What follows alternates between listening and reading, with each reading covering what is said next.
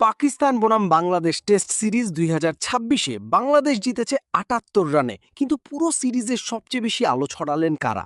দেখুন বাংলাদেশ বনাম পাকিস্তান টেস্ট সিরিজের টপ ৫ পারফর্মার। ৫ নম্বরে আছেন tiger speed star Nahid Rana. মাত্র ২ ম্যাচে ৪ ইনিংস বল করে তিনি নিয়েছেন ১১টি গুরুত্বপূর্ণ উইকেট। ৬১.৩ ওভার বল করে খরচ করেছেন ২৭৫ রান। তার সেরা বোলিং ছিল ৪০ রানে ৫ উইকেট।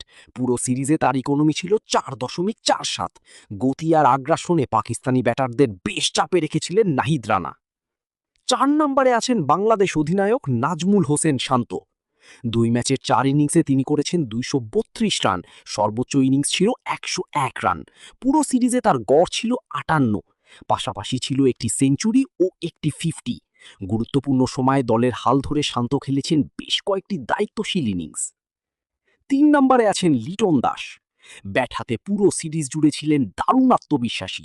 ২ ম্যাচের ৪ ইনিংসে করেছেন ২৩৯ রান। তার সর্বোচ্চ ইনিংস ছিল ১২৬ রান। গড় ছিল ৫৯.৭৫। সিরিজে ছিল একটি সেঞ্চুরি ও একটি 50। বিশেষ করে তার আক্রমণাত্মক ব্যাটিং বাংলাদেশকে এনে দিয়েছে বড় সুবিধা। ২ নম্বরে আছেন বাংলাদেশের অভিজ্ঞ স্পিনার তাইজুল ইসলাম। পুরো সিরিজে পাকিস্তানি ব্যাটারদের জন্য তিনি ছিলেন এক আতঙ্কের নাম। ৭৩.৫ ওভার বল করে নিয়েছেন দুর্দান্ত ১৩টি উইকেট, খরচ করেছেন ২৫৫ রান। আর তার সেরা বোলিং ছিল ৬ উইকেটে ১২০ রান। পুরো সিরিজে তার ইকোনমি ছিল মাত্র ৩.৪৫। গুরুত্বপূর্ণ মুহূর্তে উইকেট তুলে নিয়ে ম্যাচের মোড় ঘুরিয়ে দিয়েছেন তাইজুল ইসলাম। আর ১ নম্বরে আছেন বাংলাদেশের সবচেয়ে নির্ভরযোগ্য ও অভিজ্ঞ ব্যাটার মুশফিকুর রহিম। পুরো সিরিজে অসাধারণ ব্যাটিং করে তিনি করেছেন সর্বোচ্চ ২৫৩ রান।